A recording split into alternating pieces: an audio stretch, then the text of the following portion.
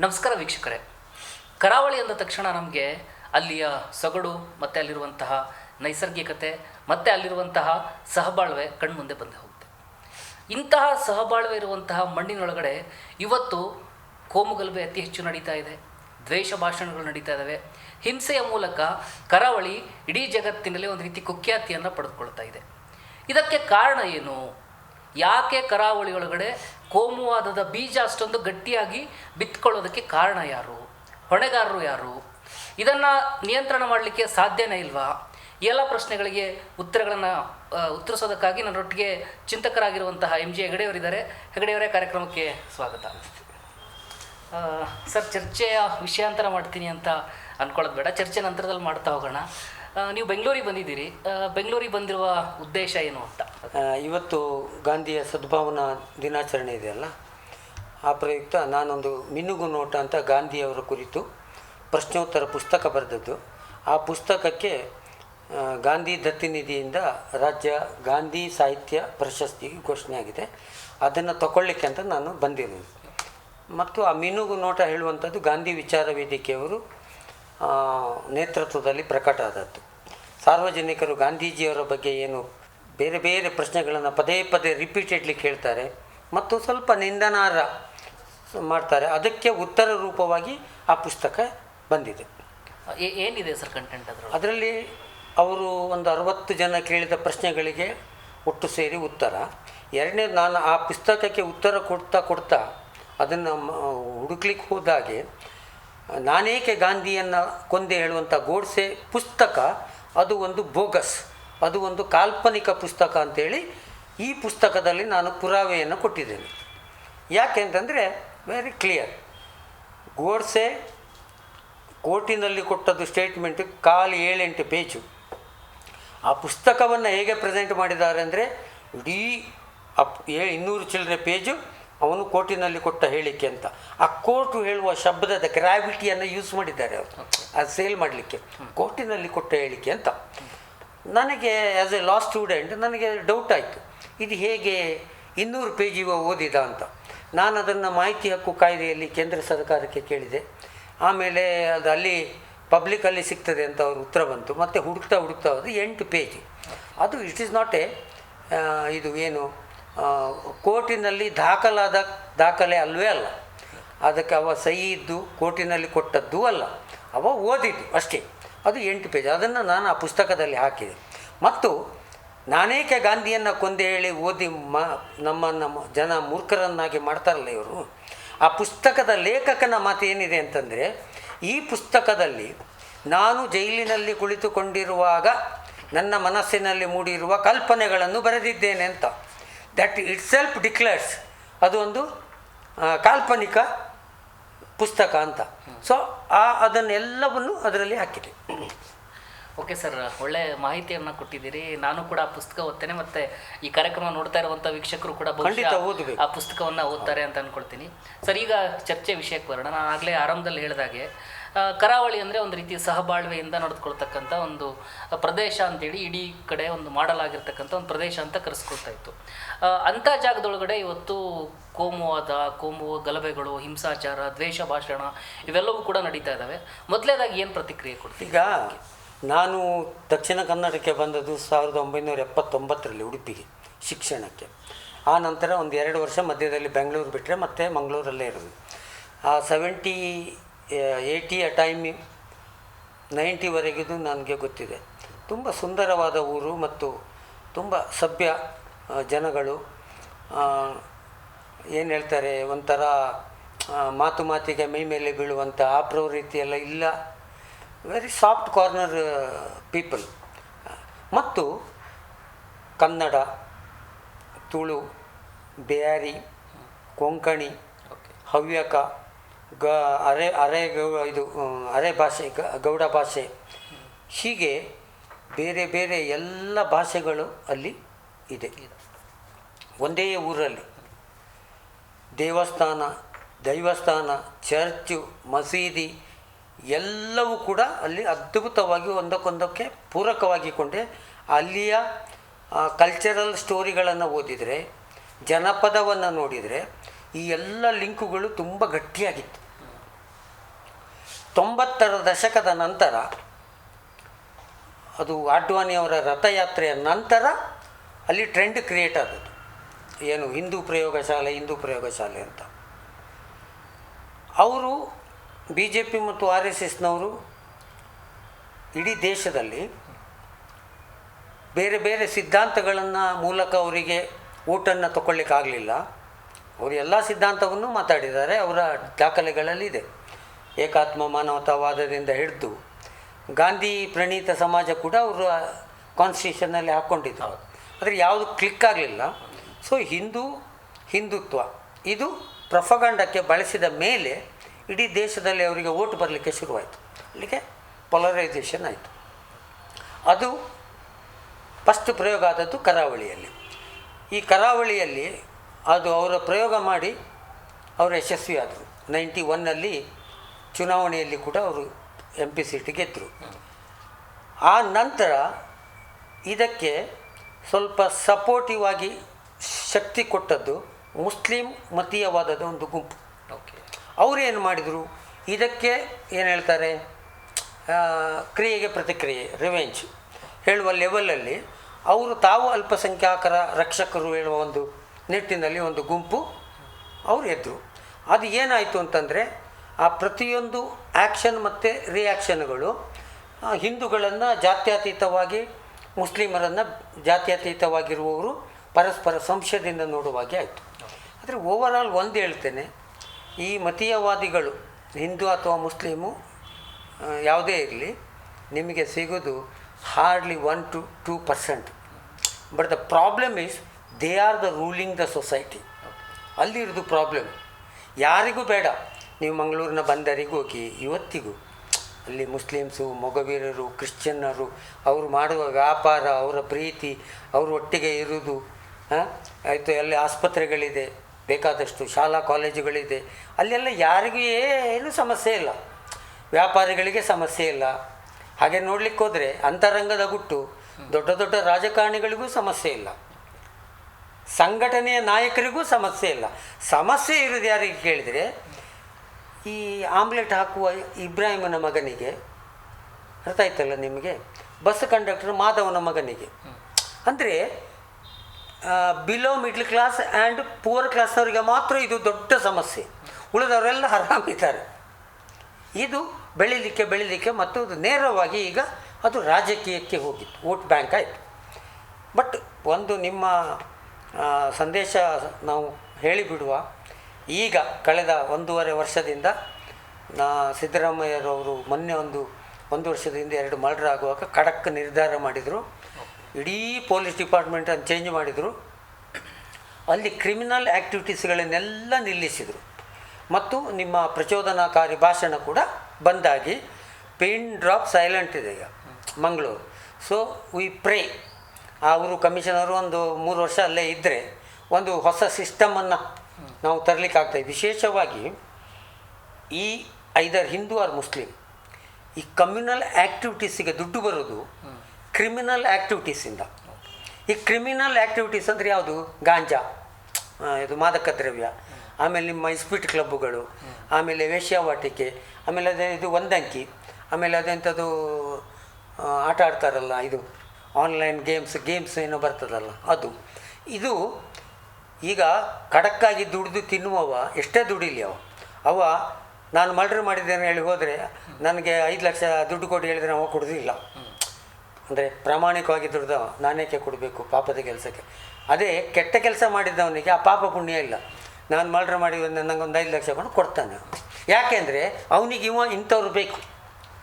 ಇದು ಏನಾಯಿತು, ಇಲ್ಲಿ ಎರಡೂ ಕಡೆ ಕ್ಲಿಯರ್ ಹೇಳಿಬಿಡ್ತೇನೆ ನಾನು, it is converted as A business for both the side. ನಾನೀಗ ಬೋತ್ ದ ಸೈಡ್ ಹೇಳೋದನ್ನು ಸ್ಪಷ್ಟವಾಗಿ ನಿಖರವಾಗಿ ಹೇಳ್ತಾ ಇದ್ದೇನೆ. ಯಾಕೆಂದರೆ ನಮ್ಗೆ ಗೊತ್ತಿದೆ ಅಲ್ಲಿ ಯಾರು ಏನು ಹೇಳೋದು ಗೊತ್ತಿದೆ.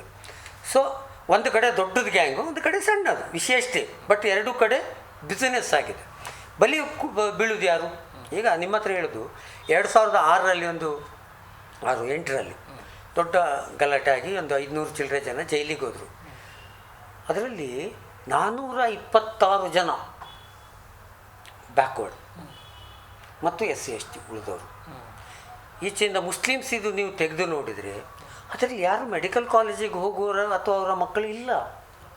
ಸಿ ಅಪ್ಪರ್ ಕ್ಲಾಸ್ ಕಾಸ್ಟ್ ಇಲ್ಲ ಕ್ಲಾಸ್ ಎಜುಕೇಷನ್ ಇರುವವರು ಒಳ್ಳೊಳ್ಳೆ ಅವ್ರು ಯಾರೂ ಇಲ್ಲ ಅದರಲ್ಲಿ, ಎಲ್ಲ ಇರೋದು ಪಾಪದವ್ರಿ. ಈಗ ಬಿದ್ದು ಸತ್ತವ್ರು ಯಾರು ನೋಡಿ ನೀವು ಲಿಸ್ಟ್ ತೆಗೆದ್ರೆ ಎಲ್ಲರೂ ಪಾಪದ ಮನೆಯವರೇ, ಎರಡೂ ಸೈಡು. ಹಾಗಿದ್ರೆ ನನ್ನ ಮೂಲಭೂತ ಪ್ರಶ್ನೆ, ನನಗೆ ನಿಮಗೆ ಇಲ್ವ ಸಮಸ್ಯೆ? ನಿಮ್ಮ ಮಗ ನನ್ನ ಮಗ, ಈಗ ನನಗೆ 2 ಮಕ್ಕಳು, ದೇ ಆರ್ ಕಂಫರ್ಟೇಬಲ್. ನಾನು ಅದನ್ನೇ ಹೇಳೋದು, ನನ್ನ ಮಕ್ಕಳಾಗಿ ಆಗಿ ನೀವು ಹೇಳಿದ್ರೆ ನಿಮ್ಗೆ ಯಾಕೆ ಕೋಪ? ನೀವು ಬಡ ಮನೆ ಹುಡುಗರನ್ನ ನಾವು ಸೇರಿಸಿ ಹೇಳೋದು ಬೇಡಪ್ಪ ಇದೆಲ್ಲ ನೋಡು, ನನ್ನ ಮಕ್ಕಳನ್ನು ನೋಡು, ಅವ್ರ ಹಾಗೆ ಒಳ್ಳೆ ಕಲಿತು ಒಳ್ಳೆ ಪೊಸಿಷನ್ನಿಗೆ ಹೋಗು ಹೇಳೋದು. ಹೇಳಿ ಭಾಷಣ ನೀವು ಮಾಡಬೇಕೋ ನಾನು ಮತ್ತು ನೀವು, ಅಥವಾ ನಮ್ಮ ಮಕ್ಕಳನ್ನು ಸೇಫಾಗಿ ಇಟ್ಟುಕೊಂಡು ಅವರಿಗೆ ಪ್ರಚೋದನೆಯನ್ನು ಕೊಡಬೇಕು ಹೇಳೋದು ಪ್ರಶ್ನೆ. ಸೊ ಇದು ಈಗ ಅರ್ಥ ಆಗ್ತಾ ಉಂಟು. ಇದು ಸ್ವಲ್ಪ ಹಳೆಯ ಸ್ಟೋರಿ ಇಷ್ಟೊತ್ತು ಹೇಳಿದ್ದು. ಈಗ ಲೇಟೆಸ್ಟು ನಾವು 20 ವರ್ಷದಿಂದ ಇದನ್ನು ಹೇಳಿಕೊಂಡು ಬಂದ ಪರಿಣಾಮ ಮತ್ತು ಮಹೇಂದ್ರ ಕುಮಾರು, ಪ್ರವೀಣ್ ವಾಲ್ಕೆ ಇವರೆಲ್ಲ ಅದನ್ನು ಮತ್ತೆ ಮತ್ತೆ ಮತ್ತೆ ಮತ್ತೆ ಹೇಳಿಕೊಂಡು ಬಂದ ಪರಿಣಾಮ ಈಗ ಮತೀಯ ಆಕ್ರೋಶಕ್ಕೆ ಹಿಂಸೆಗೆ ಇಳಿಯುವವರ ಸಂಖ್ಯೆ ಗಣನೀಯವಾಗಿ ಕುಸಿದಿದೆ. Very clear. ಮತ್ತು ಪೊಲೀಸ್ ಇಲಾಖೆಯ ಖಡಕ್ ವ್ಯವಸ್ಥೆ. ಸೊ ಇದು ಹೀಗೆ ಒಂದು ಕಲ್ಚರ್ ಹೋದರೆ, ಹೊಸ ಕಲ್ಚರ್ ಸೆಟ್ ಆದರೆ ಮತ್ತೆ ನಿಮಗೆ ಅದು ಪಾಸ್ ಆಗ್ತದೆ. ಹಾಗಾಗಿ ಅದು ಒಂದು. ಎರಡನೇದೇನೆಂದರೆ, ಇವೊಂದು RSS ಮತ್ತು BJP ಅವರು ಈಗ ನಮ್ಮದು 100ನೇ ವರ್ಷ ಅಂತ ಹೇಳಿಕೊಂಡು ಹಿಂದೂ ಸಂಗಮ ಅಂತ ಮಾಡ್ತಾ ಇದ್ದಾರೆ. ಹಿಂದೂ ಸಂಗಮ ಅಂತೇಳಿ ಮಾಡಿ ಅದು BJPಗೆ ಸಂಬಂಧ ಅಂತ ಹೇಳ್ತಾರೆ. ಸ್ವಲ್ಪ ಗಿಮಿಕ್. ಅಲ್ಲಿ ಪ್ರಚೋದನಕಾರಿಯಾಗಿ ಮಾತಾಡೋದು ಮಂಗಳೂರಲ್ಲಿ ಈಗ ತುಂಬ ಕಮ್ಮಿ ಆಗಿದೆ, ಯಾಕೆಂದರೆ ಮಾಡಿದ ಕೂಡಲೇ ಕೇಸ್ ಆಗ್ತದೆ. ಆದರೂ ಆ ಮೊಬಲೈಸೇಷನನ್ನು ಬೇರೆ ಬೇರೆ ರೀತಿಯಲ್ಲಿ ಅವರು ಟ್ರೈ ಮಾಡ್ತಾರೆ. ಸರ್, ಈಗ ನೀವು ಮಾತಾಡ್ತಾ ಹೇಳ್ತಾ ಇದ್ರಿ ಇಲ್ಲಿಗೆ ಅಲ್ಲಿ ಪ್ರಕರಣಗಳ ಸಂಖ್ಯೆ ಕಡಿಮೆ ಆಗ್ತಾ ಇದೆ, ಮಾತನಾಡೋರ ಸಂಖ್ಯೆ ಕಡಿಮೆ ಆಗ್ತಾ ಇದೆ ಅಂತೇಳಿ. ಆದರೆ ಈಗಲೂ ಕೂಡ ರೆಗ್ಯುಲರ್ ಆಗಿ ಗಮನಿಸ್ತಾ ಇದ್ದರೆ ಸಂಖ್ಯೆ ಕಡಿಮೆ ಆಗಿರ್ಬೋದು ಮಾತನಾಡ್ತಾ ಇರುವಂಥದ್ದು. ಆದರೆ ಆ ರೀತಿಯ ದ್ವೇಷ ಭಾಷಣ ಮಾತಾಡುವಂಥದ್ದಾಗಿರಲಿ ಅಥವಾ ಇನ್ನೊಂದು ಧರ್ಮವನ್ನು ಅವಹೇಳನ ಮಾಡಿ ಮಾತನಾಡುವಂಥದ್ದಾಗಲಿ ಇನ್ನೂ ನಿಂತಿಲ್ಲ. ಬೇರೆ ಬೇರೆ ಕಡೆ ಪ್ರಕರಣ ಅಥವಾ ಅದು ಬೇರೆ ಬೇರೆದನ್ನು ಗಮನಿಸಿದರೆ, ಸೊ ಅಂದರೆ ಅಲ್ಲಿ ಒಂದು ರೀತಿಯಲ್ಲಿ ಈ ಕೋಮುವಾದದ ಪ್ರಯೋಗಶಾಲೆಯಾಗಿ ಮಾಡಿದ್ರಿಂದಾಗಿ ಏನಾದರೂ ಒಂದು ದ್ವೇಷ ಹರಡಿಸ್ಬೇಕು ಮಾಡಬೇಕು ಅನ್ನುವಂಥದ್ದು ಗಟ್ಟಿಯಾಗಿದೆ ಅಂತೇಳಿ. ಹೌದು, ಅಲ್ಲಿ ಒಂದೇ ಅಲ್ಲ. ಈಗ ನೀವು ಇನ್ನೂ ಚರ್ಚೆ ಮಾಡಬೇಕಾದದ್ದು ಕರಾವಳಿಯನ್ನು ಮಾತ್ರ ಚರ್ಚೆ ಮಾಡಿಕೊಂಡು ಕೂತ್ಕೊಳ್ಬೇಡಿ ನೀವು. It is spreaded to north Karnataka and Mysuru Karnataka. ನಾನು ಮಂಡ್ಯಕ್ಕೆ ಒಂದು ಪತ್ರ ಬರೆದಿದ್ದೊಂದು ಸುದ್ದಿಯಾಗಿತ್ತು, ಸಕ್ಕರೆ ನಾಡಿಗೆ ಅಕ್ಕರೆಯ ಪತ್ರ ಅಂತ. ನಾನು ಅವತ್ತೇ ಹೇಳಿದ್ದೇನೆ ಬಿ ಕೇರ್ಫುಲ್ ಅಂತ. ನಾನು ಪತ್ರ ಬರೆದು 1 ವರ್ಷದ ನಂತರ ಆಯ್ತಲ್ಲ, ಏನಾಗ್ತದೆ ಹೇಳಿ ಕೂಡ ನಾನು ಆ ಪತ್ರದಲ್ಲಿ ಬರೆದಿದ್ದೆ. ಅರ್ಥ ಆಯ್ತಾ? ಈಗ ನಾರ್ತ್ ಕರ್ನಾಟಕಕ್ಕೂ ಹೋಗಿದ್ದಾರೆ, ಅನೇಕ ಜಿಲ್ಲೆಗಳಲ್ಲಿ ಸ್ಟಾರ್ಟ್ ಆಗಿದೆ. ಆದರೆ ಒಂದು ಕಡೆ ಅವರು ಪ್ರಯತ್ನ ಮುಂದುವರೆದಾಗೆ ಒಂದು ಕಡೆ ಅದು ಡೌನ್ಫಾಲ್ ಆಗ್ತಾ ಇದೆ ಅಂತ ಯಾಕೆ ಹೇಳುವುದಂದರೆ, ನಾನು RSSಲ್ಲಿ ಇದ್ದವ. ನಾವು RSSಲ್ಲಿ ಇರುವಾಗ ಇವರ ಅಂತರಂಗ ನಮಗೆ ಗೊತ್ತಾಗಿರಲಿಲ್ಲ. ಆಗ ಎಂಥದ್ದು ವ್ಯಕ್ತಿತ್ವ ನಿರ್ಮಾಣ, ರಾಷ್ಟ್ರಪ್ರೇಮ ನಮಗೆಲ್ಲ ಭಾರಿ ಖುಷಿ. ಆಗ ಹೇಟ್ರೆಡ್ನೆಸ್ಸು ನಾವು ಆಗ ವಿದ್ಯಾರ್ಥಿ ಪರಿಷತ್ನಲ್ಲಿರೋ ನಿಜವಾಗಿಯೂ ಇರಲಿಲ್ಲ, ನಮಗಿದು ಅಂದಾಜು ಆಗಲಿಲ್ಲ. ಅದು ಮತ್ತೆ ಮತ್ತೆ ಗೊತ್ತಾದಾಗೆ ನಾವು ಅದರಿಂದ ಹೊರಗೆ ಬಂದದ್ದು. ನಾವು ಹಿಂದೂಗಳಿಗೆ ಈ ದೇಶದಲ್ಲಿ ನೀವು ನಮಗೆ ಓಟು ಕೊಟ್ಟರೆ ನಿಮಗೆ ಏನೋ ಒಂದು ಮಾಡ್ತೇವೆ, ದೊಡ್ಡ ಏನು ಸ್ವರ್ಗ ತೋರಿಸ್ತೇವೆ ಹೇಳುವ ರೀತಿಯ ಪ್ರೆಸೆಂಟೇಷನ್. ಕಾಂಗ್ರೆಸ್ ಹಿಂದೂಗಳಿಗೆ ವಿರೋಧ ಹೇಳುವ ಇನ್ನೊಂದು ಪ್ರೆಸೆಂಟೇಷನ್. ಈ ಎರಡನ್ನು ನಿರಂತರವಾಗಿ ಮಾಡಿಕೊಂಡು ಬಂದರು. ಒಂದು ದಿವಸದ ಕತೆ ಅಲ್ಲ ಇದು. ಕಾಂಗ್ರೆಸ್ ಹೇಳಿದ ಕೂಡಲೇ ಹಿಂದೂ ವಿರೋಧಿ, ಮುಸ್ಲಿಮರ ಪಕ್ಷ. ಇದನ್ನು ಜನಸಾಮಾನ್ಯರಿಗೆ ತಲೆಯಲ್ಲಿ ಕೂತುಕೊಳ್ಳುವಾಗೆ ಮಾಡಿಬಿಟ್ಟಿದ್ದಾರೆ. ಮತ್ತು ಲವ್ ಜಿಹಾದ್, ಆಮೇಲೆ ಅದೆಂಥದ್ದು ಹಲಾಲ್, ಹೌದು, ಹಿಜಾಬು, ಆಮೇಲೆ ಮಸೀದಿಯಲ್ಲಿ ದೇವರು, ಆಮೇಲೆ ಈ ರೀತಿಯ ಪ್ರಕರಣಗಳನ್ನು ಪದೇ ಪದೇ ಪದೇ ಎಬ್ಬಿಸಿ ಹಾಕಿ ಇಡೀ ಮುಸ್ಲಿಂ ಸಮುದಾಯವನ್ನು ನಾವು ದ್ವೇಷದ ಭಾವನೆಯಿಂದ ನೋಡುವ ಪರಿಸ್ಥಿತಿ ಒಬ್ಬ ಕಾಮನ್ ಮ್ಯಾನಿಗೂ ಕೂಡ ಬರುವ ಹಾಗೆ ಮಾಡಿದರು. ಅವ ಆ್ಯಕ್ಚುಲಿ RSS BJP ಅಲ್ಲದಿದ್ದರೂ ಕೂಡ ಮುಸ್ಲಿಂ ಹೇಳಿದ ಕೂಡಲೇ ಒಂದು ಲೈಟಾಗಿ ಅವನಿಗೆ ಇದು ಅದು ಆ ಸೈಡಲ್ಲಿ ಹಾಗೆ ಹೋಗುವಾಗ ನ್ಯಾಚುರಲಿ ಅವರ ಸಂಘಟನೆ ಕಟ್ಟಿದರು. OIC, ಆಮೇಲೆ ಅದೇನೋ ಇನ್ನೊಂದು ಸೋಷಿಯಲ್ ಏನೋ ಡೆಮೊಕ್ರೆಟಿಕ್ ಪಾರ್ಟಿ SDPI, ಆಮೇಲೆ ಏನೋ ನಿಷೇಧಿತ ಕೆಲವು ಸಂಘಟನೆಗಳು, ಇವರು ಕೆಲವು ಕಾರ್ಯಕ್ರಮಗಳನ್ನು ಮಾಡಿದರು. ಈಗ RSS ಅಲ್ಲಿ ಮತ್ತು ಹಿಂದೂ ಸಂಘಟನೆಗಳಲ್ಲಿ ಏನು ಹೇಳ್ತಾರೆ ನೋಡು, ಕಾಂಗ್ರೆಸ್ ಬಂದರೆ ಎಲ್ಲ ಕಮ್ಯುನಿಸ್ಟ್ರು ಅವರು, ದೇವರಿಲ್ಲ, ನಿನ್ನ ದೇವಸ್ಥಾನ ಬಂದಾಗ್ತದೆ, ನಿನಗೆ ಅದಾಗ್ತದೆ ಇದಾಗ್ತದೆ, ಹಿಂದೂ ಧರ್ಮಕ್ಕೆ ವಿರೋಧ ಅವರು, ನಾವು ಒಂದಾಗಬೇಕು, ಬಾಟೆಗಾತು ಕಾಟೆಗಾ. ಇದು ಇವತ್ತಿನ ಸ್ಟೇಟ್ಮೆಂಟ್ ಅಲ್ಲ, ಇದು ಸಾವರ್ಕರಿದು ಸ್ಟೇಟ್ಮೆಂಟ್, ಅಲ್ಲಿ ಆ ಕಾಲದಲ್ಲೇ ಹೇಳಿದ್ದಾರೆ. ಅದು ಏನಾಗ್ತದೆ, ಅದು ತಲೆಯಲ್ಲಿ ತುಂಬಿ ಹೋಗ್ತದೆ.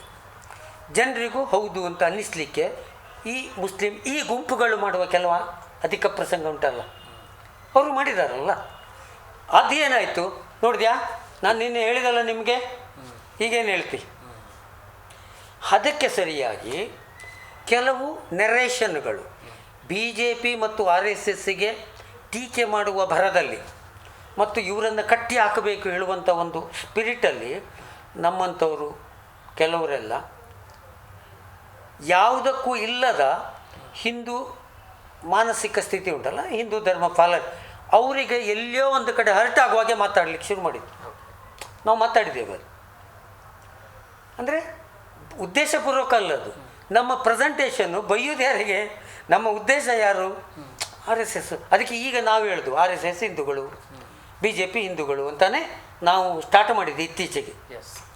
ಸೊ ಅದೇನಾಯಿತು, ಅವರು ಹೇಳುವುದಕ್ಕೂ ಬೈಠಕ್ಕಿನಲ್ಲಿಯೂ ಅವರು ತರುವ ಸಾಹಿತ್ಯಕ್ಕೂ ಇಲ್ಲಿ ಆಗುವುದಕ್ಕೂ ಹೌದಲ್ಲ ಅಂತ ಒಬ್ಬ ಕಾಮನ್ ಮ್ಯಾನ್ ಗಟ್ಟಿಯಾಗ್ತಾ ಹೋದ. ಸೊ ಏನಾಯಿತು ಅಂದರೆ ಸುಮಾರು ಒಂದು 20-30% ಅವರೊಟ್ಟಿಗಿತ್ತು ಜನ ಅಷ್ಟೇ ಮೊದಲಿಂದವು. ಅದಕ್ಕೆ 15-20% ಜಾಸ್ತಿ ಆಯಿತು, ಆಚೆ ಹೋದರು ಜನ. ಬಟ್ ಈಗಲೂ ಹೇಳ್ತೇನೆ, ಅವರಲ್ಲಿ ಈಗ BJPಗೆ 50% ವೋಟ್ ಇದೆ ಅಂತ ಆದರೆ ಅದರಲ್ಲಿ ಇರೋದು 15% ಜನ ಇವತ್ತಿಗೂ ಕೂಡ ದೇ ಆರ್ ನಾಟ್ ಕಮ್ಯುನಲ್. ಆ ವೋಟರ್ಸ್ ಕಮ್ಯುನಲ್, ಅವ್ರಿಗೆ ಅದು ಬೇಡ, ತೀರಾ ಅತಿರೇಕಕ್ಕೆ ಹೋದರೆ ಅವ್ರು ಕೈ ಬಿಡುವವರು. ಈಗ ಕೈ ಬಿಡ್ತಾ ಇದ್ದಾರೆ, ಈಗ ಅವರು ಈಗ ಕೈ ಬಿಡ್ತಾ ಇದ್ದಾರೆ ಹೇಳಾದರೆ ನಾವು ಕೂಡ ಕ್ಲಾರಿಟಿ ಇರಬೇಕು.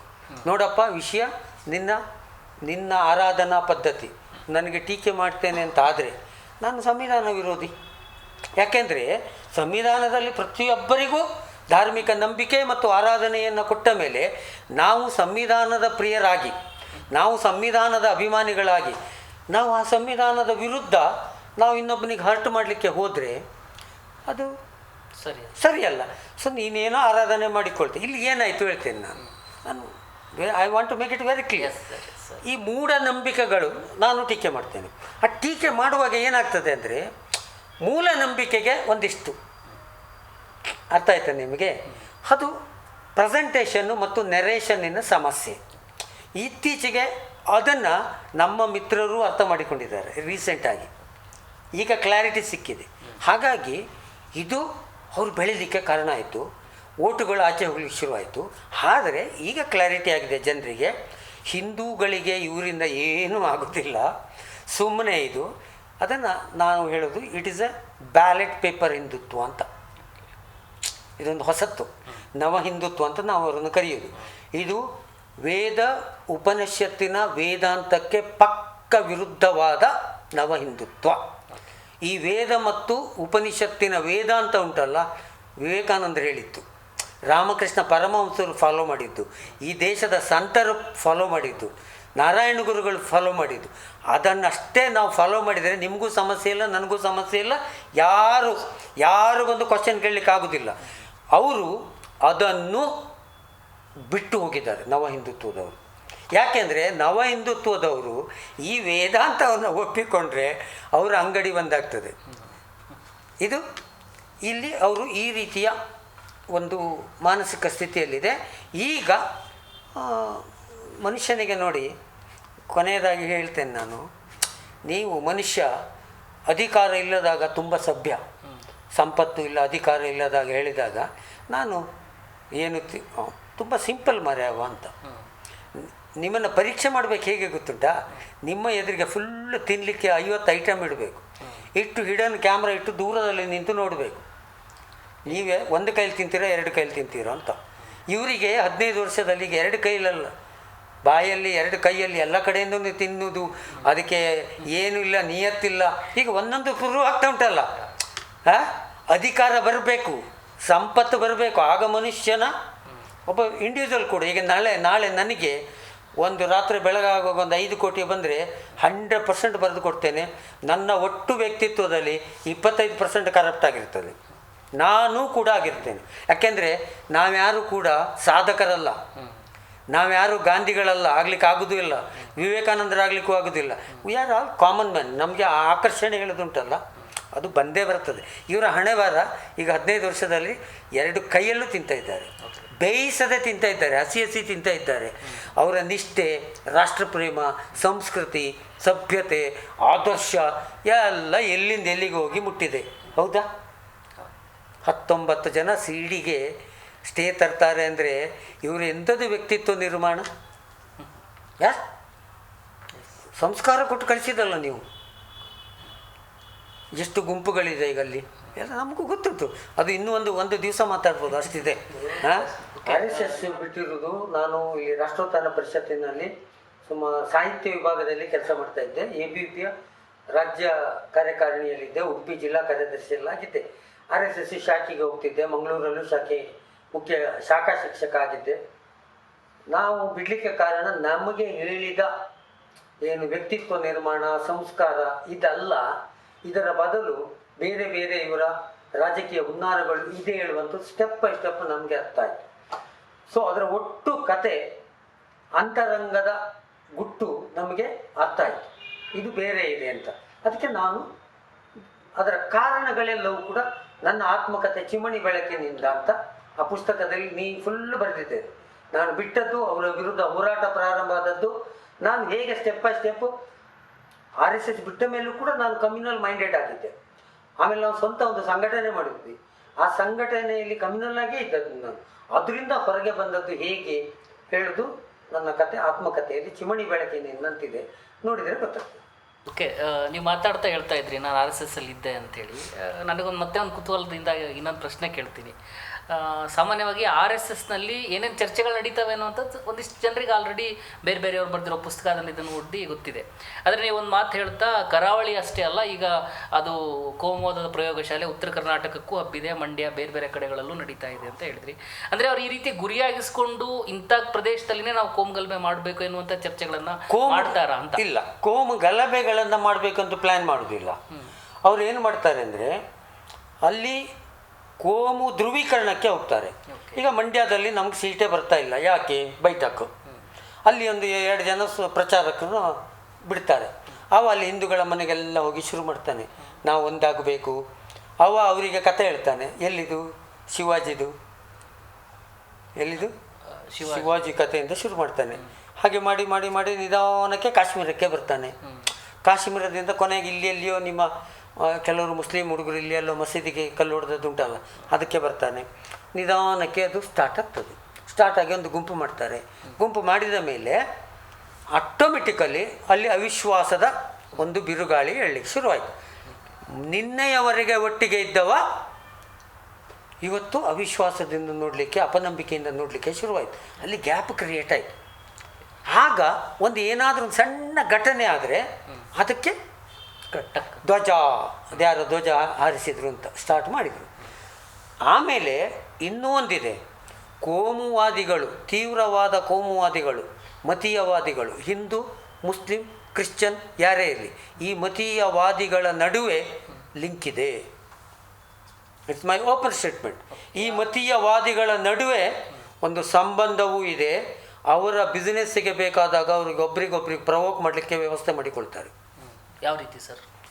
ಅಂದರೆ ನಿಮ್ಮ ಹತ್ರ ಹೇಳುದು ನಾನು, ನೀವು ಮಾಡು ಗಲಾಟೆ ಅಂತ. ಈಗ ಕೊಲೆ ಪ್ರಕರಣಗಳಾಗ್ತದಲ್ಲ, ಈ ಕೊಲೆ ಪ್ರಕರಣಗಳಾದಾಗ ಕೊಲೆಗಾರರನ್ನು ಕಂಡುಹಿಡಿತಾರೆ, ಕೊಲೆ ಮಾಡಿಸಿದವರು ಸಿಗುವುದೇ ಇಲ್ಲ, ಪ್ರಚೋದನೆ ಕಾರಣ ಮಾಡಿದ, ಅದಕ್ಕೆ ಫೈನಾನ್ಸು ಸಿಗುವುದಿಲ್ಲ. ಈಗ ನಾನು ಕೇಳೋದು, ಅನೇಕ ಕಡೆ ಈಗ RSS ನಾಯಕರು, ಈಗ ನಿಮಗೆ ನಾನು ನೇರ ಕೇಳ್ತೇನೆ, ನಿಮ್ಮದು ಮುಸ್ಲಿಂ ಮಂಚಿದೆ RSSಲ್ಲಿ, BJPಯಲ್ಲಿ ಅಲ್ಪಸಂಖ್ಯಾತ ಅದೇನೋ ಒಂದು ಘಟಕ ಇದೆ, ಮುಗೀತಲ್ಲ ಸರ್. ನೀವು ಅವರನ್ನು ಇಟ್ಕೊಂಡು ಇಡೀ ದೇಶದಲ್ಲಿ ಆ ಸಂಬಂಧಗಳನ್ನು ಗಟ್ಟಿ ಮಾಡ್ಬೋದಲ್ಲ. ನಿಮಗೆ ಬೇಕಾದವರು ಅಲ್ಲಿದ್ದಾರೆ, ನೀವು ಹೇಳಿದಾಗೆ ಕೇಳುವವರು ಅಂತಾಯಿತು. OIC ಮೇಲೆ 12 ವರ್ಷ ಆದರೂ ಕೂಡ ಅವನದು ಏನು ಅಂತ ಒಂದಾದರೂ ನೀವು ಪ್ರಕರಣ ಹಿಡಿದು ಅವನು ತನಿಖೆ ಮಾಡಿದ್ದೀರ ನೀವು? ಇಲ್ಲ. ಯಾಕೆ? ನೀವು ಅಫ್ಘಾನಿಸ್ತಾನ ಮೋಸ್ಟ್ ಕಮ್ಯುನಲ್ ಪೀಪಲ್, ಮಹಿಳಾ ಸ್ವಾತಂತ್ರ್ಯವನ್ನು ಮಹಿಳೆಯರನ್ನು ಮುಕ್ಕಿ ತಿಂತಾ ಇದ್ದಾರೆ, ಅವರನ್ನು ಕರೆಸ್ತೀರಿ ನೀವು. ನಿಮಗೆ ಬೇಕಾದಾಗ ಬಾಂಗ್ಲಾದೇಶದ ಮಾಜಿ ಪ್ರಧಾನಿಗೆ ಆಶ್ರಯ ಕೊಟ್ರಿ, ನಿಮಗೆ ಬೇಕಾದಾಗ ನೀವು ಪಾಕಿಸ್ತಾನಕ್ಕೆ ಹೋಗಿದ್ದೀರಿ. ಆದರೆ ಮೋದಿಯವರು, ಯೋಗಿಯವರು ದರ್ಗಾಕ್ಕೆ ಹೋಗ್ತಾರೆ. ಮೋಹನ್ ಭಾಗವತ್ರವರು ಹೇಳ್ತಾರೆ ಮುಸ್ಲಿಮರು ಈ ದೇಶದ ಭಾಗ ಅಂತ. ಯಾಕೆ ಕೆಳಗಿನ ಹುಡುಗರಿಗೆ ನೀವು ಅದನ್ನು ಎಜುಕೇಟ್ ಮಾಡ್ತಾ ಇಲ್ಲ ಅಂದರೆ, ನೀವು ಒಂದಾಗಿರ್ತೀರಿ, ಹುಡುಗರು ಹೊಡ್ಕೊಳ್ತಾ ಇರಬೇಕು. ಅದನ್ನೇ ನಾನು ಹೇಳಿದೆ ಅಂಡರ್ಸ್ಟ್ಯಾಂಡಿಂಗ್ ಅಂತ. ಈಗ ಈ ಎಂಥದವನ ಹೆಸರು OIC, ಅವನು is moving all India parliamentarian Lok Sabha ಸದಸ್ಯರ ಸಮಿತಿಯಲ್ಲಿ BJP ಸರ್ಕಾರದ ಅವಧಿಯಲ್ಲಿ ಅವು ಮೊನ್ನೆ ಫಾರಿನ್ ಟೂರ್ ಮಾಡಿದ್ದಲ್ಲ BJP ಅವರೊಟ್ಟಿಗೆ ಹೋಗಿ. ಹಾಗಿದ್ದ ಮೇಲೆ ಅವರಿಬ್ಬರು ಕೂತ್ಕೊಂಡು what is our social problem, ನಾವಿಬ್ಬರು ಬನ್ನಿ ಕೂತ್ಕೊಳ್ಳುವ, ಮಂಗಳೂರಿಗೆ ಹೋಗುವ, ಎಲ್ಲರನ್ನು ಸೇರಿಸುವ. ಯಾಕೆ ಮಾಡೋದಿಲ್ಲ? ಅವರಲ್ಲೇ ಒಟ್ಟಿಗೆ ಊಟ ಮಾಡ್ತಾರೆ, ಅವರು ಒಟ್ಟಿಗೆ ಇರ್ತಾರೆ. ಇದು ಜನರಿಗೆ ಅರ್ಥ ಆಗಬೇಕು. ಏನಂದರೆ ಎರಡೂ ಕಡೆ ಮುಸ್ಲಿಂ ಧ್ರುವೀಕರಣ ಆದರೆ ಮಾತ್ರ OIC ವಿನ್ ಆಗೋದು, STP ವಿನ್ ಆಗೋದು. ಹಿಂದೂ ಧ್ರುವೀಕರಣ ಆದರೆ ಮಾತ್ರ BJP ವಿನ್ ಆಗೋದು. ಇದು ಈಗ ಒಂದು ಪೊಲಿಟಿಕಲ್ ಏನು ಒಂದು ಸಣ್ಣ ತಂತ್ರಗಾರಿಕೆ ಒಂದು ಭಾಗವಾಗಿ ಅದು ಪ್ರಯೋಗ ಆಗ್ತಾ ಇದೆ. ಇದು ಡೇಂಜರಸ್. ಇದು ಜನರಿಗೂ ಅರ್ಥ ಆಗ್ತದೆ. ಅರ್ಥ ಆದಾಗ ಅವ್ರನ್ನ ತಿರಸ್ಕಾರ ಮಾಡ್ತಾರೆ, ಅಲ್ಲಿವರೆಗೆ ನಾವು ಕಾಯಬೇಕು. ಈಗ ನೀವು BJP ಗೆಲ್ಲೋದಕ್ಕಾಗಿ ಈ ರೀತಿಯ ತಂತ್ರಗಳನ್ನು ಮಾಡುತ್ತೆ ಅಂತ ಹೇಳ್ತಾ ಇದ್ದೀರಿ. RSS ಹೇಳುತ್ತೆ ನಾನೊಂದು ಸಾಂಸ್ಕೃತಿಕ ಸಂಘಟನೆ ಅಂತೇಳಿ. ಸೊ RSS ಮತ್ತು BJPಗೆ ಇರುವಂತಹ ಸಂಬಂಧ ಎಂಥದ್ದು ನೋಡಿ, ಅಂದರೆ ಆ್ಯಕ್ಟರ್ ಡೈರೆಕ್ಟರ್, ಆ್ಯಕ್ಟರ್ ಪ್ರೊಡ್ಯೂಸರ್ ಯಾವ ರೀತಿ ಅಂತ. ಈಗ ಅವರು ಹಾಗೆ ಹೇಳುವುದು ಅಥವಾ ಹಾಗೆ ಕೇಳುವುದೇ ಫೀಲ್ ಫನ್ನಿ.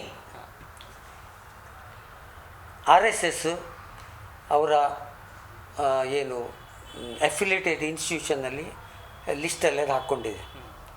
ರಾಜಕೀಯವಾಗಿ ಮೊದಲು ಜನಸಂಘ ಇತ್ತು, ಆಮೇಲೆ BJP ಅಂತ ಒಂದು. ಎರಡನೇದು ಅವರದ್ದು ಅಖಿಲ ಭಾರತ ಪ್ರಾಂತೀಯ ಸಭಾ ಅಂತ ಆಗ್ತದೆ. ಅದೇ ರೀತಿ ಸ್ಟೇಟ್ ಪ್ರಾಂತೀಯ ರಾಜ್ಯ ಮಟ್ಟದ ಸಭಾ ಅಂತ ಆಗ್ತದೆ. ಅಂದರೆ ಡೆಲಿಗೇಷನ್ಸ್ ಎಲ್ಲ ಮೀಟಿಂಗ್, ಅಲ್ಲಿ ಎಲ್ಲರೂ ಈ BJP ಲೀಡರ್ಸ್ ಕೂಡ ಅಲ್ಲಿ ಹೋಗಿ ರಿಪೋರ್ಟ್ ಮಾಡ್ತಾರೆ. ಜಿಲ್ಲೆಗಳಲ್ಲಿ ಪರಿವಾರ ಬೈಠಕ್ ಆಗ್ತದೆ, ಅಲ್ಲಿ BJPಯಿಂದ ಒಬ್ಬ ಪ್ರತಿನಿಧಿ ಹೋಗ್ತಾನೆ. ಮತ್ತು BJPಗೆ RSS ಅಪಾಯಿಂಟ್ ಮಾಡ್ತದೆ ನ್ಯಾಷನಲ್ ಸೆಕ್ರೆಟ್ರಿ ಒಬ್ಬನನ್ನು, ಜನರಲ್ ಸೆಕ್ರೆಟ್ರಿಗೆ. ಗೋವಿಂದಾಚಾರ್ಯ ಇದ್ದರು, ಆಮೇಲೆ ಮಾಧವ್ ಅಂತಿದ್ದರು, ಈಗ ಏನೋ ಕಾಣೋದಿಲ್ಲ, ಅವರು ಸ್ಪೋಕ್ಸ್ ಪರ್ಸನಲ್ಲಾಗಿದ್ದರು. ಆಮೇಲೆ ಈಗ BL Santosh. They are deputed from RSS to BJP. ಕರ್ನಾಟಕದಲ್ಲಿ ನಿಮ್ಮ ರವಿ ವಿಧಾನ ಪರಿಷತ್ ಸದಸ್ಯ ರವಿಕುಮಾರ್, ಆಮೇಲೆ ಹೆಸರು ಮರ್ತೋಯ್ತು. ಸೊ ದೇ ಆರ್ ಡೆಪ್ಯೂಟೆಡ್ ಅವರೆಲ್ಲ. ಅರ್ಥ ಆಯ್ತಾ ನಿಮಗೆ? ನೀವು ಹಾಗಿದ್ದರೆ ಈ ಡೆಪ್ಯೂಟ್ ಮಾಡೋದು ಯಾಕೆ? ಒಂದು. ಎರಡನೇದು ನಿಮ್ಮ ಸುನೀಲ್ ಕುಮಾರು. ಎರಡನೇದು, ನೀವು RSS ಸಾಂಸ್ಕೃತಿಕ ಸಂಘಟನೆ ಅಂತ ಹೇಳುವುದಾದರೆ ನಿಮ್ಮ ವಿಶ್ವ ಹಿಂದೂ ಪರಿಷತ್ತು, ವಿದ್ಯಾರ್ಥಿ ಪರಿಷತ್ತು, ಬಜರಂಗ ದಳದ ಸಭೆಗಳಲ್ಲಿ ನೀವು ಕಾಂಗ್ರೆಸ್ಸಿಗೆ ಯಾಕೆ ಬೈತೀರಿ? If you are a non political party you should have target B. ಆಯಿತು, ಇಲ್ಲ ಕಾಂಗ್ರೆಸ್ನವರು ಇಷ್ಟು ವರ್ಷ ಆಡಳಿತ ಮಾಡಿದರು, ಅವ್ರು ತಪ್ಪುಗಳನ್ನು ಮಾಡಿದ್ದಾರೆ ನಮ್ಮ. ಈಗ 6 ವರ್ಷ ವಾಜಪೇಯಿ, ಈಗ 12 ವರ್ಷ ಮೋದಿ. ಈಗ ನಿಮಗೇನು ತಪ್ಪುಗಳು ಕಾಣೋದಿಲ್ಲ ಮಾತಾಡಲಿಕ್ಕೆ? ಇದು ಬ್ಲಫ್. RSSನ ಇಂಟೆನ್ಷನ್ ಏನು ಗೊತ್ತುಂಟಾ? ಸೈಲೆಂಟಾಗಿ ಯಾವುದರಲ್ಲೂ ಸಿಕ್ಕಾಕ್ಕೊಳ್ಳದೆ, ಅದಕ್ಕೆ ಅವ್ರು ನೋಂದಾವಣೆ ಕೂಡ ಮಾಡಿಕೊಂಡಿಲ್ಲ. ಯಾವುದಕ್ಕೂ ನಾವಿಲ್ಲ. ಬ್ಯಾನ್ ಮಾಡ್ತಿರೋ ನಾವು ಕೈಗೆ ಸಿಗೋದಿಲ್ಲ, ನಮ್ಮದು ಲೆಕ್ಕಪತ್ರ ಇಲ್ಲ, ನಾವು ಯಾವುದರಲ್ಲಿ ಸಿಕ್ಕುವುದಿಲ್ಲ. ಅದು ಪೊಲಿಟಿಕಲ್ ಪಾರ್ಟಿ ಗಟ್ಟಿಯಾಗಿ ಕೂತಿದೆ, ದುಡ್ಡು ಅಲ್ಲಿ ಹೋಗ್ತದೆ. ಸೊ ಇವರಿಗೇನೆಂದರೆ ಒಂದು ರೀತಿಯ ಸಾಮಂತ ದೊರೆಗಳಾಗೆ RSSನ ಸರಸಂಘ ಚಾಲಕರು ಹೇಳಿದವ, ನೀನು ಪ್ರೈಮ್ ಮಿನಿಸ್ಟರ್, ನೀವು ರಾಷ್ಟ್ರಪತಿ, ನೀವು ಉಪರಾಷ್ಟ್ರಪತಿ ಅಂತ ಹೇಳಬೇಕು. ಆಮೇಲೆ ಅವರೆಲ್ಲ ಬಂದು ನಿಮ್ಮ ಎದುರಿಗೆ ಕೈ ಕಟ್ಟಿ ನಿಲ್ಲಬೇಕು. ಇವರ ಇಂಟೆನ್ಷನ್ ಏನಿದೆ ಅದೆಲ್ಲ ಜಾರಿಗಾಗಬೇಕು. ಇವರ ಇಂಟೆನ್ಷನ್ನು ಈ ಹಿಂದೂ ರಾಷ್ಟ್ರ ಇದೆಲ್ಲ ಸುಮ್ಮನೆ, ಇದು ಹಿಂದೂ ರಾಷ್ಟ್ರ ಆಗಲ್ಲ, ಮಾಡಲಿಕ್ಕೆ ಆಗ್ತದೆ, ಪ್ರಾಕ್ಟಿಕಲಿ ಆಗೋದಿಲ್ಲ. ಹಿಂದೂಗಳ ರಾಷ್ಟ್ರ ಮಾಡಲಿಕ್ಕೆ ಆಗೋದಿಲ್ಲ. ಹಿಂದೂ ರಾಷ್ಟ್ರ ಅಂತ ಏನು ಡೆಫಿನೇಷನ್ ಅಂತ ದೇವರಾಣೆ ಯಾರಿಗೂ ಗೊತ್ತಿಲ್ಲ. ನೀವು ಯಾರನ್ನಾದರೂ RSSನವ್ರು ಇಂಟರ್ವ್ಯೂ ಮಾಡಿ, ಹಿಂದೂ ರಾಷ್ಟ್ರದ ಸಂವಿಧಾನ ಏನು ಅಂತ ಹೇಳಿ, ಅವರ ಆರ್ಥಿಕ ನೀತಿ ಏನು, ಅವರ ಸಾಮಾಜಿಕ ನೀತಿ ಏನು, ಶೈಕ್ಷಣಿಕ ನೀತಿ ಏನು, ಎಲ್ಲೂ ಡಿಕ್ಲೇರ್ ಮಾಡಿಲ್ಲ, ಮಾಡೋದು ಇಲ್ಲ. ಅವರದ್ದೇನೆಂದರೆ ಭಗವದ್ಧ್ವಜ, ರಾಷ್ಟ್ರಧ್ವಜ ಆಗಬೇಕು. ಗುರುಗಳು, ಸ್ವಾಮಿಗಳು ಇವರನ್ನೆಲ್ಲ ಎಂತ ಹೇಳ್ತಾರೆ, ರಾಜಗುರುಗಳು ಅಂತ ಗೌರವ ಕೊಡಬೇಕು. ಫ್ಯಾನೆಟಿಕ್ ಇದು ಎಂತ ಹೇಳ್ತಾರೆ, ಮೂವ್, ಫ್ಯಾನೆಟಿಕ್ ಮೂವ್. ಸೊ ಮಹಿಳೆಯರ ಸ್ವಾತಂತ್ರ್ಯ ಹತ್ತಿಕ್ಕಲ್ಪಡ್ತದೆ, SC ST ಮತ್ತು ಹಿಂದುಳಿದವರ ಸ್ವಾತಂತ್ರ್ಯವು ಹತ್ತಿಕ್ಕಲ್ಪಡುತ್ತದೆ. ಇದು ನನಗೆ ಗೊತ್ತಿದೆ. ಅದರ ಪರಿಣಾಮ ಈಗ ಹಂತ ಹಂತವಾಗಿ ನಾವು ನೋಡ್ತಾ ಇದ್ದೇವೆ. ಹಾಗಾಗಿ BJPಗೂ ಮತ್ತು ಅವರಿಗೂ ಸಂಬಂಧ ಇಲ್ಲ ಹೇಳೋದುಂಟಲ್ಲ, ಅದೊಂದು ಫನ್. ಇನ್ನೂ ಅವರು ಅದನ್ನೇ ಹೇಳಿದರೆ, ಯಾಕೆಂದರೆ ನಿಮಗೊಂದು ಹೇಳಿಬಿಡ್ತೇನೆ ಈ ವಿಷಯದಲ್ಲಿ. 2013-14 ಇದಾಗ್ತದೆ ಎಂಥದ್ದು, ಅವರ ರಾಷ್ಟ್ರೀಯ ಪ್ರಾಂತ ಸಭಾ ಆಗ್ತದೆ, ನ್ಯಾಷನಲ್ ಕಾನ್ಫರೆನ್ಸ್. ಅಲ್ಲಿ ಒಂದು ನಿರ್ಣಯ ತಗೊಳ್ತಾರೆ. ಯಾರ ಸರ್ಕಾರದ ವಿರುದ್ಧ? ಮನಮೋಹನ್ ಸಿಂಗ್ ಸರ್ಕಾರದ ವಿರುದ್ಧ ಅಣ್ಣಾ ಹಜಾರೆ ಮಾಡುವ ಹೋರಾಟಕ್ಕೆ ಬೆಂಬಲ. ಮಮತಾ ಬ್ಯಾನರ್ಜಿ ವಿರುದ್ಧ ನಿರ್ಣಯಗಳು RSS ಇದು ಸಭೆಯ ನಿರ್ಣಯಗಳಲ್ಲಿ ಇದೆ, ನನ್ನ ಹತ್ರ ಇದೆ. ಕಮ್ಯುನಿಸ್ಟ್ ಸರ್ಕಾರದ ಎಲ್ಲ ವಿರುದ್ಧವೂ ನಿರ್ಣಯಗಳಿದೆ. ಆಮೇಲೆ ಬೇರೆ ಅಂದರೆ BJPಯನ್ನು ವಿರೋಧಿಸುವ ಎಲ್ಲ ಪಕ್ಷಗಳ ವಿರುದ್ಧ ನಿರ್ಣಯವನ್ನು RSS ಪ್ರಾಂತೀಯ ಸಭಾ ತಗೊಂಡಿದೆ. ಒಂದೇ ಒಂದು ನಿರ್ಣಯ ನನಗೆ ಅವರು BJP ವಿರುದ್ಧ ತೋರಿಸಲಿ ನೋಡು, ಸ್ಟೇಟ್ ಇದು ತೋರಿಸಲಿ ನೋಡು. ಯಾರ ಕಿವಿಗೆ ಹೂ ಹಿಡಿದಿರು. ಓಕೆ, ಚರ್ಚೆಯ ಕೊನೆಗೆ ಬರೋದಾದರೆ, ಕರಾವಳಿ ಸೇರಿದಂತೆ ನೀವು ಹೇಳಿದಾಗೆ ಉತ್ತರ ಕರ್ನಾಟಕ ಅಥವಾ ಬೇರೆ ಬೇರೆ ಪ್ರದೇಶದೊಳಗಡೆ ನಡೀತಾ ಇರುವಂಥ ಈ ಕೋಮು ಧ್ರುವೀಕರಣವನ್ನು ನಿಲ್ಲಿಸಬೇಕಾದ್ರೆ, ತಡೆ ಹಿಡಿಬೇಕಾದ್ರೆ ಜನ ಯಾವ ರೀತಿ ಜಾಗೃತರಾಗಬೇಕು, ಮತ್ತು ಸರ್ಕಾರ ಏನು ಮಾಡಬೇಕು? ಇದ್ರ ಸರ್ಕಾರ ಕಟ್ಟುನಿಟ್ಟಿನ ಕಾನೂನು ಕ್ರಮ ತಗೊಳ್ಬೇಕು, ಯಾರೇ ಮಾಡಲಿ. ಅಲ್ಲಿ ಅವರು ಹಿಂದೆ ಮುಂದೆ ನೋಡಬಾರ್ದು. ಈಗ ಮಂಗಳೂರಿನಲ್ಲಿ ನೋಡಿ, ಕಮಿಷನರು ಡ್ರಗ್ಸ್ ಮಾಫಿಯಾ, ಆಮೇಲೆ ಎಂಥದ್ದು ಸೋಷಿಯಲ್ ಮೀಡಿಯಾದಲ್ಲಿ ಬಾಯಿ ಬಂದಾಗೆ ಹಾಕುವವರು, ಹಿಂದೂ ಮುಸ್ಲಿಮು ಹುಡುಗರು ಒಟ್ಟೊಟ್ಟಿಗೆ ಕರ್ಕೊಂಡು ಹೋಗ್ತಾರೆ.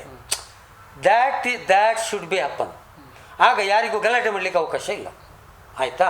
ಅದು ಕಾನೂನು. ಎರಡನೇದು, ಈ ನೆರೇಷನ್ ಮತ್ತು ಸ್ಟೋರಿಗಳು BJPಯ ವಿರುದ್ಧವಾಗಿರುವಂಥ ಮನಸ್ಸು ಇರುವಂಥ ಜನರು ಮತ್ತು ಸಂಘಟನೆಗಳು ಅದನ್ನು ಸಿಸ್ಟಮೆಟಿಕ್ ಆಗಿ ಮಾಡಬೇಕು.